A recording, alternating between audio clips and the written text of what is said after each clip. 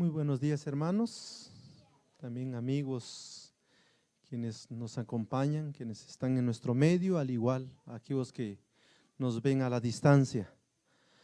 Vamos a inclinar nuestros rostros para pedir la bendición de Dios sobre su palabra.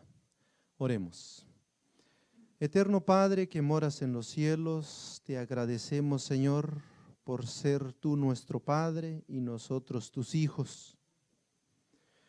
Y como hijos tuyos elevamos, Señor, nuestra humilde oración hacia ti. Invitamos tu presencia en nuestro medio, ya que tu palabra lo dice que desde la planta de nuestros pies hasta nuestra cabeza no hay nada bueno. Y por eso en esta mañana, que el manto de la justicia de tu Hijo Jesús nos cubra y que tu Espíritu, Señor, obre en el corazón de cada uno de tus hijos. Háblanos, Señor, en esta mañana. En Jesús te pido y te agradezco todo. Amén. Muy bien, vamos a abrir la palabra de Dios en el libro del Evangelio de San Mateo, capítulo 17. Espero que todos tengan una Biblia en mano. En el libro del Evangelio de San Mateo, capítulo 17, y vamos a leer el versículo desde los versículos desde el versículo 1 al 21. El libro del Evangelio de San Mateo, capítulo 17, versículo 1 al 21. Le puse como título a esta meditación: nada os será imposible. ¿Habrá algo imposible para Dios?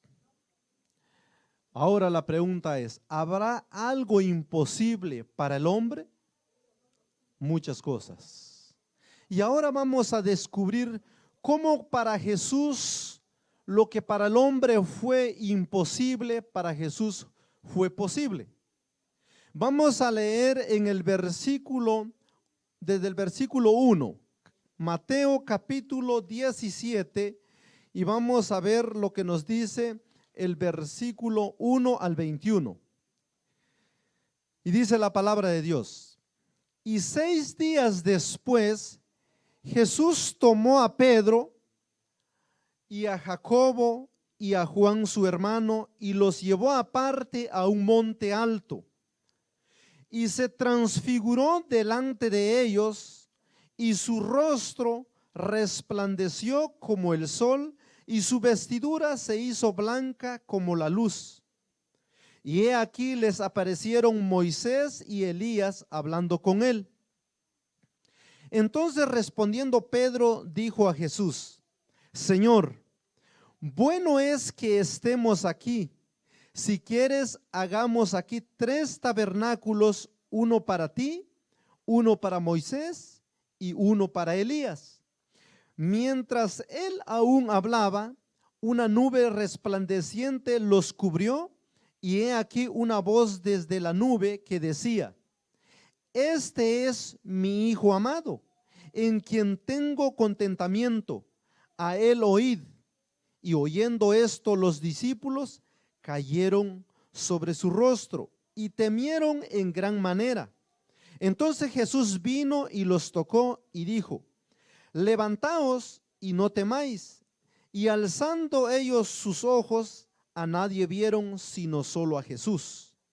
Y cuando descendieron del monte, Jesús les mandó diciendo: no digáis a nadie en la visión hasta que el Hijo del Hombre resucite de los muertos. Entonces sus discípulos le preguntaron diciendo: ¿por qué pues dicen los escribas que es necesario que Elías venga primero?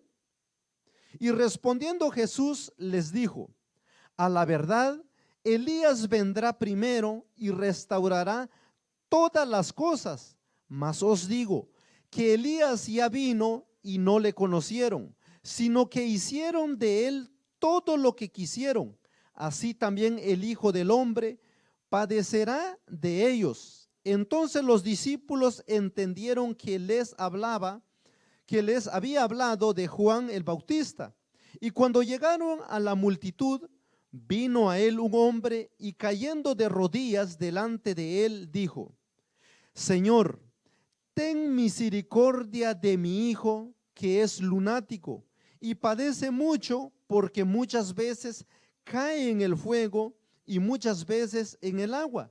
Y le traje a tus discípulos y no le pudieron sanar. Entonces respondió Jesús, dijo: Oh generación incrédula y perversa, ¿hasta cuándo os he de estar con vosotros? ¿Hasta cuándo os he de soportar? Traédmelo acá. Y reprendió Jesús al demonio, el cual salió del muchacho, y éste quedó sano desde aquella hora. Entonces, viniendo los discípulos a Jesús aparte, dijeron: ¿por qué nosotros no pudimos echarlo fuera? Y Jesús les dijo: por vuestra incredulidad, porque de cierto os digo que si tuviereis fe como un grano de mostaza, diréis a este monte: pásate de aquí allá, y éste se pasará, y nada os será imposible. Pero este género no sale sino con oración y ayuno. Aquí encontramos un problema. Y déjenme decirles que todos atravesamos en algún momento alguna dificultad. Pero en el versículo 1 podemos notar que se menciona como que da una continuidad de algo que había sucedido. En el versículo 1 dice: y 6 días después, ¿después de qué? 6 días después, dice Jesús, después de que Pedro había declarado que Jesús era el Mesías. 6 días después de que Jesús había dicho que Jesús era el Hijo de Dios. 6 días después de que los líderes espirituales le habían pedido a Jesús una señal para que pudiesen creer en él. 6 días después aconteció esto. Otro que podemos notar acá es que cuando Jesús subió al monte a orar según la palabra de Dios, dice que tomó a 3 de los 12 discípulos. Y la palabra de Dios nos da los nombres: Pedro, Juan y Jacob. En la mente del ser humano quizás puede surgir: ¿quiere decir de que Jesús tiene preferencia hacia las personas? ¿Por qué tomó solo a los 3? ¿Por qué no tomó a los 12 y enseñarles a cómo orar? Una de las razones que pude encontrar es que muchos de nosotros, o puedo decirlo de esta forma, algunos podemos estar preparados para recibir el mensaje de Dios y otros no. Y en esta ocasión, Pedro, Juan y Jacob, estos estaban preparados. El resto aún no estaban preparados. Algunos de nosotros podemos estar preparados para recibir el mensaje de Dios en esta mañana, algo otros no. Versículo 2: y se transfiguró delante de ellos, y su rostro resplandeció como el sol, y su vestidura se hizo blanca como la luz. La palabra transfiguración significa transformarse de un modo a otro. En hebreo traté de buscar, significa metamorfo o metamorfosis. Y Dios quiere que cada uno de nosotros seamos transformados. ¿Cómo fue que Jesús se transformó, se transfiguró? Por medio de la comunión con su Padre.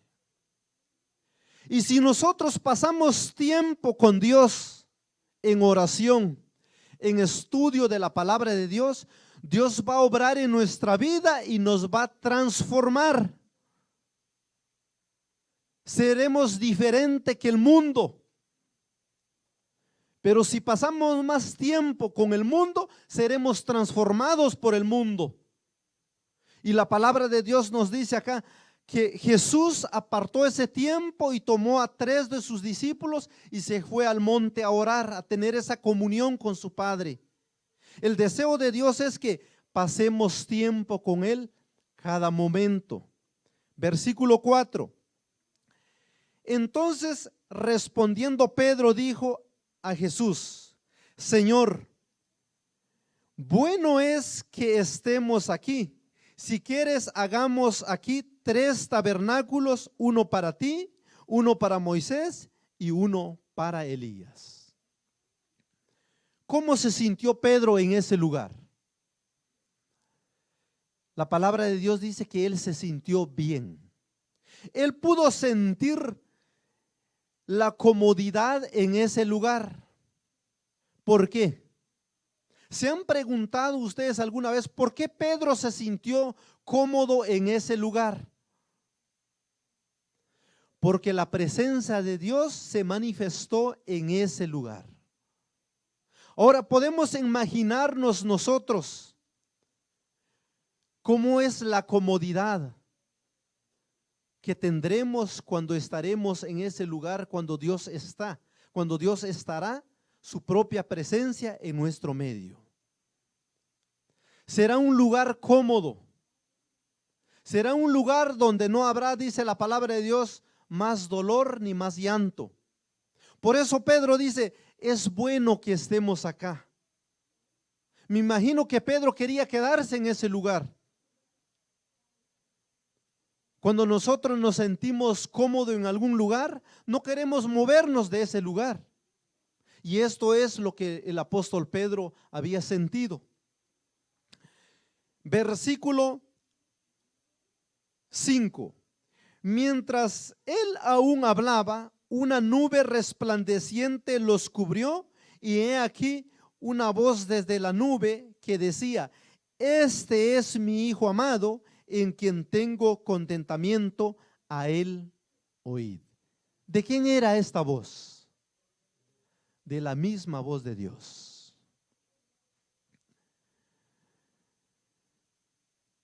Versículo 6.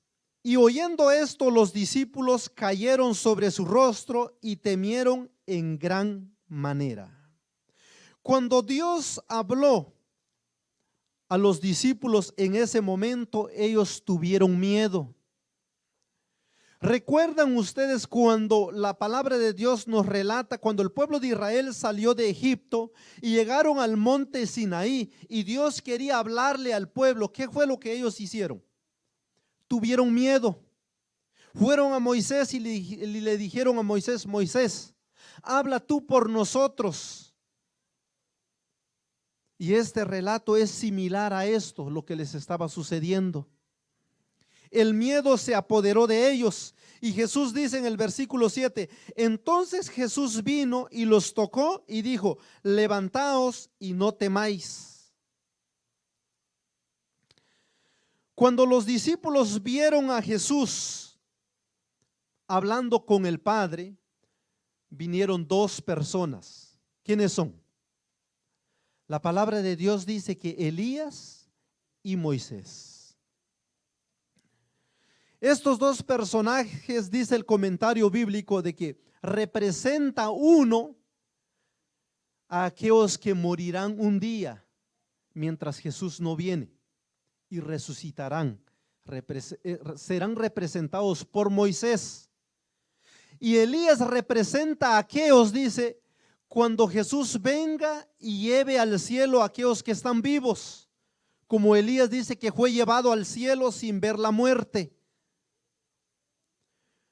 Versículo 9 dice: y cuando descendieron del monte, Jesús les mandó diciendo: no digáis a nadie la visión hasta que el Hijo del Hombre resucite de los muertos. La pregunta que debemos hacernos es: ¿hasta este momento los discípulos ya han entendido lo que Jesús había venido a hacer en esta tierra? No. Por naturaleza el ser humano es tardo en aprender y comprender las cosas espirituales. Versículo 10. Entonces sus discípulos le preguntaron diciendo, miren, aquí no habían entendido: ¿por qué pues dicen los escribas que es necesario que Elías venga primero? Entró la duda en ellos. Mientras ellos descendían del monte, le preguntaron a Jesús: ¿por qué los maestros de la ley, por qué los escribas dicen, si tú eres el Cristo, por qué dicen muchos que va a venir primero Elías para preparar el camino? Y miren la respuesta que da Jesús en el 11. Y respondiendo Jesús les dijo: a la verdad, Elías vendrá primero y restaurará todas las cosas. Mas os digo, versículo 12, mas os digo que Elías ya vino y no le conocieron, sino que hicieron con él, dice, todo lo que quisieron. Así también el Hijo del Hombre padecerá de ellos. Jesús les estaba explicando acerca de su muerte y ellos aún no habían entendido. Versículo 13. Entonces los discípulos entendieron que les había hablado de Juan el Bautista. Ahora pregunto, ¿hasta este momento ellos habían entendido? Según la palabra de Dios dice que habían entendido. ¿Por qué? Porque Juan el Bautista representaba a aquel Elías que había venido a preparar el camino del Mesías. Juan el Bautista había venido a preparar el camino de nuestro Señor Jesucristo. Ahora en el versículo 14 dice: después que ellos descendieron, ¿de dónde venían Jesús con los discípulos cuando venían platicando? Ellos estaban viniendo del monte de la transfiguración. ¿A qué habían ido los discípulos y Jesús al monte? A orar. ¿Los discípulos habían estado orando con Jesús? No. Ahora vienen bajando del monte y llegan frente a un problema. El resto se habían quedado en la orilla del monte. El resto sabían dónde había ido Jesús, pero Jesús los había dejado abajo y les había dado poder para poder sanar, para poder calmar toda la dolencia en la humanidad. Y dice el versículo 14, dice: y cuando llegaron a la multitud, vino a él, dice, un hombre, cayendo de rodillas delante de él, dijo: Señor, versículo 15, Señor, ten misericordia de mi hijo, que es lunático y padece mucho, porque muchas veces cae en el fuego y muchas veces en el agua. Versículo 16, y le traje a tus discípulos y no pudieron sanarlo. ¿Cuál era el problema que estaba surgiendo abajo?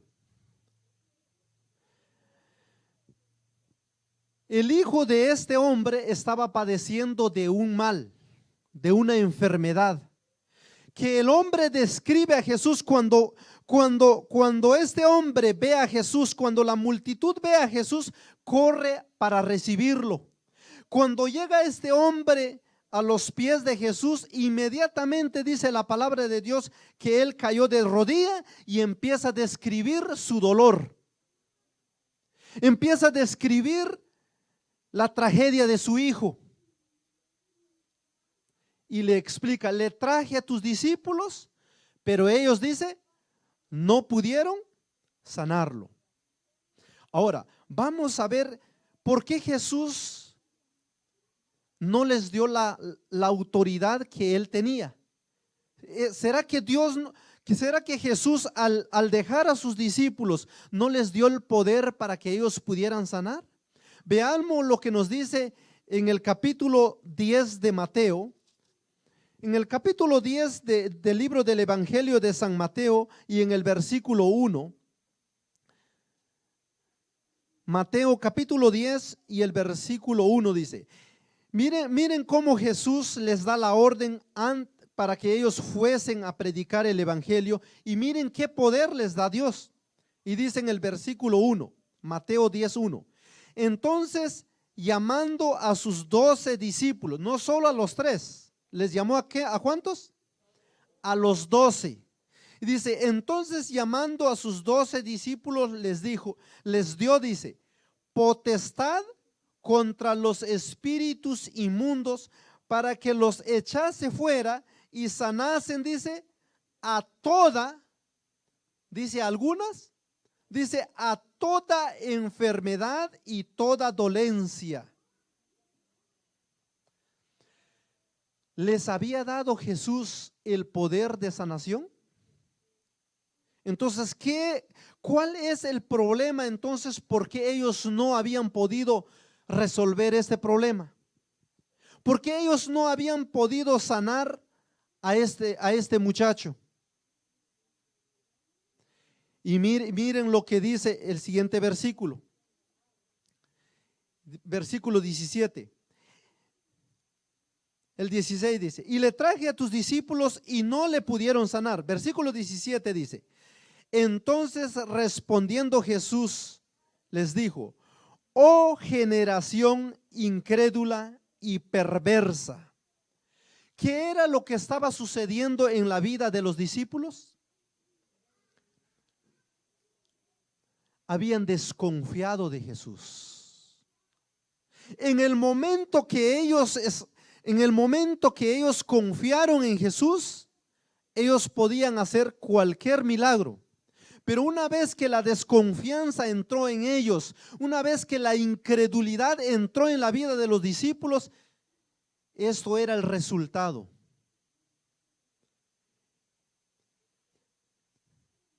Versículo 17 dice, oh generación incrédula y perversa, ¿hasta cuándo he de estar con vosotros?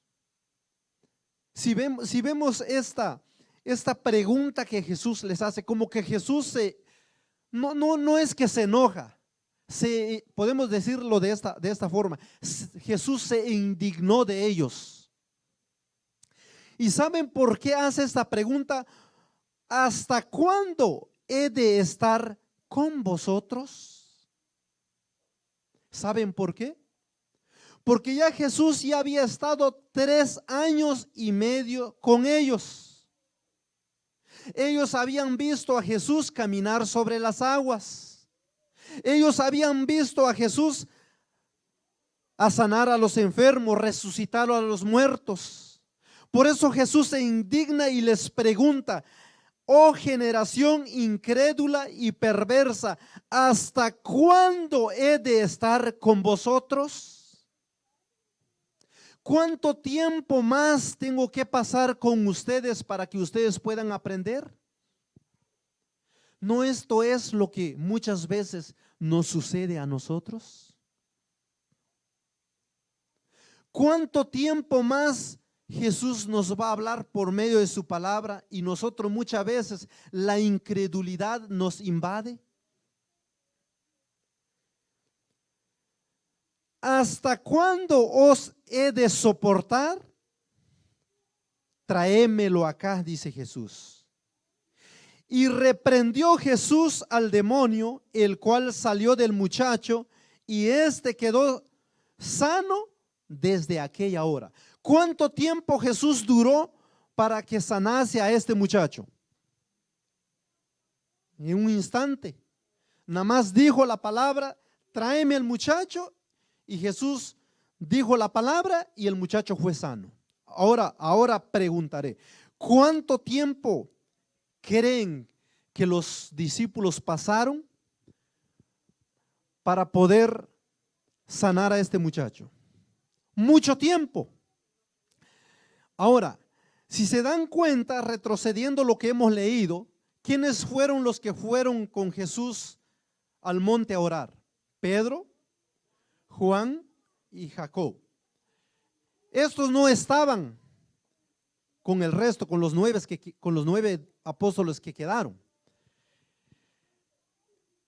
Imagino, ellos se pusieron a orar,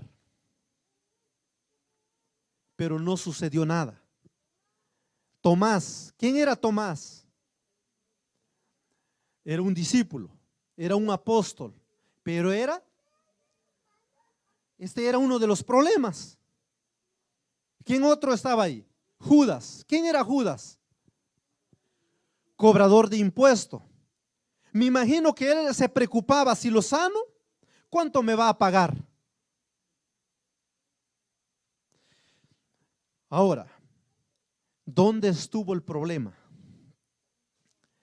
Jesús lo dijo claramente: la incredulidad, la perversidad. Y esto es lo que muchas veces sucede en nosotros.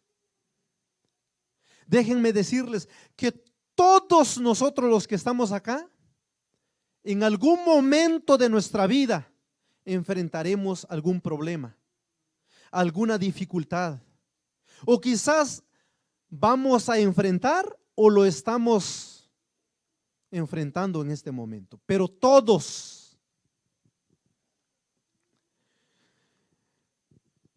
Puede ser un joven, puede ser un niño, puede ser una persona ya de edad, pero déjenme decirles que nadie se escapa de las dificultades. Todos en algún momento enfrentaremos la dificultad. Puede ser algún problema familiar, puede ser algún problema con los hijos, puede ser algún problema con alguna enfermedad, puede ser algún problema económico, pero déjenme decirle, todos en algún momento enfrentaremos algún problema. La pregunta que debemos hacernos es: ¿cómo resolver los problemas que enfrentaremos o que estamos enfrentando en este momento? Jesús tiene la respuesta. Y sigue diciendo, encontraremos la respuesta. Versículo 20. Versículo 19 dice: entonces viniendo los discípulos a Jesús aparte, dijeron, y miran, la pregunta lo que los discípulos le hicieron a Jesús: ¿por qué nosotros no pudimos echar fuera a este mal? ¿Por qué tú cuando viniste y dijiste la palabra y esto fue resuelto, la dificultad en la vida de este muchacho, y por qué nosotros no pudimos y tú sí? Versículo 20. Y Jesús le dijo: por vuestra incredulidad. ¿Por qué no pudieron? Dice, por la incredulidad. Porque de cierto os digo que si tuvierais, dice, fe como un grano de mostaza, diréis a este monte: pásate de aquí a allá, y se pasará, y nada os será imposible. ¿Habrá algo imposible para Dios? No. Veamos lo que nos dice el libro del Evangelio de San Mateo, capítulo 19 y el versículo 26. Y miren lo que dice nuestro Señor Jesucristo en el capítulo 19 de Mateo, sin perder de vista el capítulo 17. San Mateo capítulo 19 y el versículo 26. Mas Jesús mirándoles les dijo: con los hombres esto es imposible. ¿Pero qué sigue diciendo? Pero con Dios todo es posible. que la honra y la gloria sea para nuestro Dios. Con los hombres es imposible, pero con Dios dice, todo es posible. Esto nos trae esperanza para cada uno de nosotros. Regresando al al capítulo 17 y el versículo 21 dice: pero este género, les dice Jesús, ahora les da la respuesta y les da la clave. Nos da la respuesta a nosotros y nos da el secreto para poder tener la victoria en esta vida, para poder vencer en los obstáculos. Dice, versículo 21, pero este género, dice, no sale sino con, dice, con oración y ayuno. Ahora, ustedes han notado que cuando se habla de oración o cuando decimos vamos a orar, el enemigo es astuto y es ágil. A muchos les da sueño. Cuando se trata acerca de que vamos a orar, o si es que ponen a alguien y en el corazón de alguien dice, ay, mira, ¿y a quién van a poner a orar? No sabe ni orar. ¿Saben que el enemigo es bien astuto? Jesús nos ha venido a enseñar a nosotros por medio de su palabra en esta mañana que las victorias en esta vida solo se puede lograr con la oración y con el ayuno. Y es lo que menos hacemos. ¿Por qué fracasamos en nuestra vida? Porque no oramos, porque no ayunamos. A veces, muchas veces, cuando cada uno de nosotros enfrentamos los problemas, muchas veces huimos. Cuando tenemos problemas con nuestros familiares, a veces, miren cómo el mundo resuelve los problemas. Cuando el mundo que no conoce de Dios, cuando las personas del mundo que no conocen de Dios y enfrentan los problemas, miren cómo lo resuelven. Se meten en el vicio del alcohol o en el vicio de alguna droga. O muchas veces huyen al problema, abandonan sus hogares, abandonan el trabajo. Eso es el mundo. Pero lo triste es cuando los cristianos enfrentan los problemas. La pregunta que debemos hacernos es, ¿qué hacemos nosotros? ¿Qué hacemos? Es triste cuando un cristiano enfrenta los problemas y en lugar de ir a Dios en oración, en lugar de ponerse en ayuno, ¿saben qué hace? Es triste, pero esa es la realidad de nuestra vida. Muchas veces huyen de la iglesia, muchas veces abandonan su fe, muchas veces dejan el hogar y en lugar de ir a Dios. Aquí un discípulo hizo esa pregunta: ¿por qué nosotros no pudimos?